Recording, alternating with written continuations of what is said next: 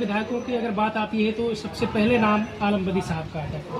अब वो इस दुनिया में नहीं है, आप उनके घर पर इस वक्त हैं, कुछ उनसे जुड़ी हुई बातें हों या फिर उनके न होने पर आप क्या महसूस कर रहे हैं? भाई मैं तो जंतर मंतर में फंसा था और देश का मामला है, मिट्टी भी ज़रूरी थी, लेकिन ऐसा बात था कि मैं आ नहीं पाया। और सबसे पहले मैं कब्रस्तान ले गया हूँ, ठीक 11 बार दुरूद शरीफ 11 बार सल्लल्लाहु अलैहि वसल्लम पढ़ा हूँ और उसके बाद उनको मिट्टी दिया हूँ 3 और यहाँ आया।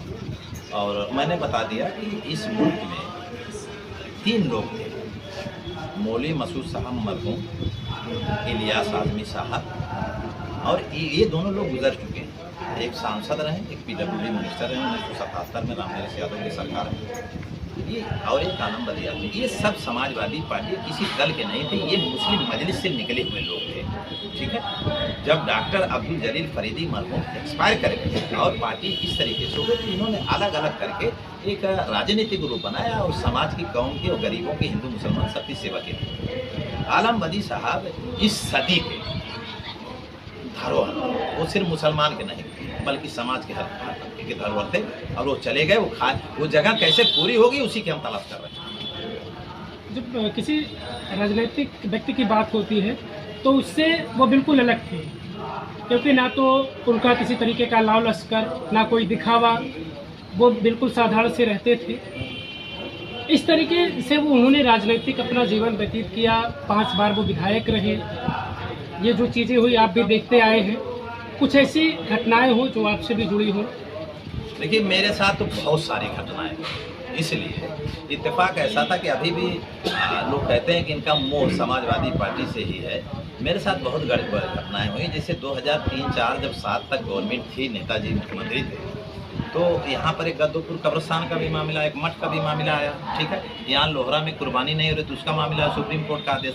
तो ये सब मैं लड़ाई लगा था, मैं मतलब सोचा नहीं जा सकता है समाजवादी पार्टी का एक विधायक, और सीधे सीधे जो मैं लोहरा में तो मेरे घर पे गए और मेरे साथ प्रेस करके कहा कि सुप्रीम कोर्ट के आदेशों का अनुपालन नहीं हो रहा है, ये संविधान की, लोकतंत्र की, संविधान की कत्ल किया जा रहा है एक तरह से। और वहाँ गद्दोपुर जब मैं गया तो गद्दोपुर में वो बेचारे 3 बार गए, उन्होंने कॉम्बिनेशन बना के जो ज़मीनें गद्दोपुर कब्रिस्तान मिली या गोविंद साहब मठ की ज़मीन मिली, इसमें आलम बदी साहब का बहुत बड़ा योगदान है, बहुत बड़ा योगदान है। ये तो प्रशासन की हरदर्मी रही कि ये जो वो कुर्बानी का मामला था वो हल नहीं हुआ।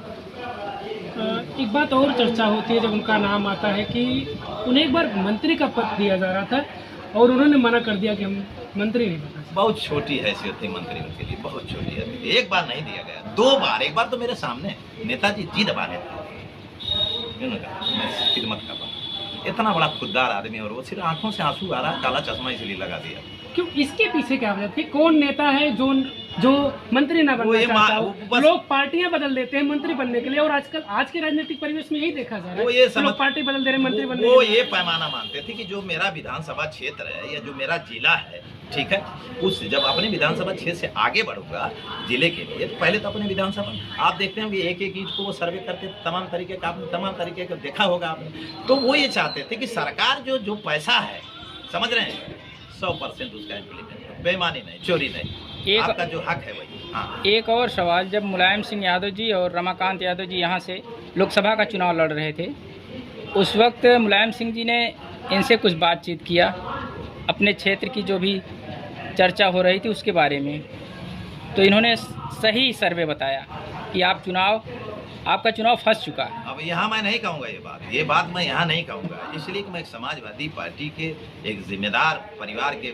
साथ हूँ मैं, और मैं समाजवादी पार्टी में नहीं हूँ। इसका जवाब मैं बाहर आपको दे दूंगा, अभी मेरी प्रेस से तो वही उनकी ईमानदारी की बात। लेकिन ईमानदारी की बात यह है कि अगर आलम साहब ने नेताजी को संकेत नहीं किया होता तो 9 बार नेताजी 5 लाख से कम कभी नहीं चुनाव जीते हैं, 9 बार जीते, 63,000 से आजमगढ़ जीते, 63,000 से जीते हैं। बस यही आप समझ लीजिए कि कितना उनका सर्वे सटीक था। क्या अगर जो नेता हैं, तमाम हर दिन नए नए नेता हो भी रहे हैं लोग, क्या ऐसी चीज़ है, पहली ऐसी चीज़ है कि जो नेताओं को उनसे सीखनी चाहिए? बहुत कठिन सवाल है, असंभव है। कुछ ऐसा हो जो उनसे लोग सीख कर, असंभव है, बता दिया असंभव है। मुझे एक बात की खुशी है, उन्होंने तो वारिस बना के नहीं गए कि मेरा राजनीतिक वारिस होगा। मुलायम सिंह ने भी अखिलेश यादव को नहीं बनाया था, अपने बेटे को ऑस्ट्रेलिया भेजा था पढ़ने के लिए, ठीक, पढ़ के आया। जब उन्होंने परखा, उनकी पूरी समाजवादी पार्टी मानी कि शायद ये विरासत संभाल लेगा, राजनीतिक विरासत, समझ रहे हैं। तो मुझे लगता है कि बाबू को परख रहे थे, बहुत दिनों से परख रहे थे। कभी कहे नहीं, कभी जिंदगी में कह ही नहीं सकते, कोई सवाल ही नहीं पैदा होता, समझ रहे हैं। ये एक शेर है, वो तंजो मज़ा में किया जाता है। इशारों को अगर समझो तो राज को राज रहने दीजिए, हकीकत ये नहीं है। वो ये कम से कम आप जो इनका बेटा है उसको अब वो क्या क्या किया उसकी परीक्षा ली जाए ना, कि वो क्या क्या किया। हम क्यों कहें कि वो राजनीतिक काबिल है, नहीं काबिल है, क्या है क्या नहीं है। मैंने बता दिया, एक मिसाल दे दिया कि आलम बदी आदमी साहब इस सदी के धरोहर थे, धरोहर। जैसे आदरणीय स्वर्गीय मुलायम सिंह यादव थे, इसमें कोई इफबट नहीं। उनका वारिस कौन हुआ है आप देख लीजिए, और क्या होना चाहिए इसमें मेरी समाजवादी पार्टी थोड़ी है, वो तय करेगी। लेकिन मेरी ख्वाहिश जो है, दिली ख्वाहिश मेरी जो है, मैं चाहता हूँ कि जाहिर सी बात उनकी वरासत नहीं, उनकी जो अक्स है, उर्दू में एक अक्स शब्द आता है कि लोग देखें तो अक्स ये जाहिर हो जाए कि यार आलम बदी के साथ, ये मेरी ख्वाहिश। मतलब ये माना जाए कि उन्होंने सिर्फ समाज के लिए अब तक जिया और समाज के लिए उन्होंने कुर्बानी दी। अच्छा, एक वो बार, कभी ये नहीं सोचे कि हमारे एक बार उठ जाइए, इसको एक बार उठ जाइए, जरा सर्वे कर लीजिए। आइए, मैं भी आता हूँ, आइए।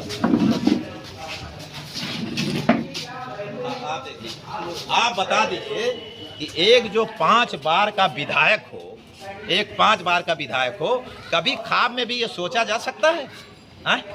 जो एक बार का विधायक हो गया उसका क्या हो गया? ये है, ये हकीकत है, मुंह से बोलने से कुछ नहीं होता। आइए,